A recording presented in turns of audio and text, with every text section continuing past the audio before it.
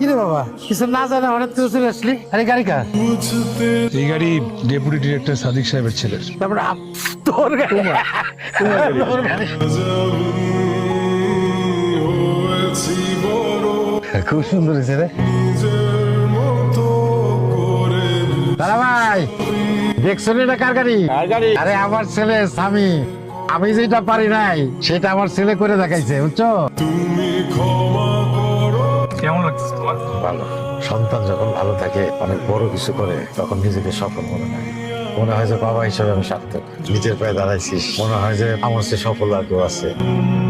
আমি কখনো আমার বাবাকে জড়িয়ে ধরে চুমু খাইনি, আমার অনুভূতিগুলো প্রকাশ করিনি। আমি কখনো তাদের বলিনি আমি তাদের কতটা ভালোবাসি, গোপনে তাদের জন্য কতটা দোয়া করি। আমার একটাই চাওয়া, আমি যেন পূরণ করতে পারি তাদের সকল ইচ্ছে ও সকল পাওয়া।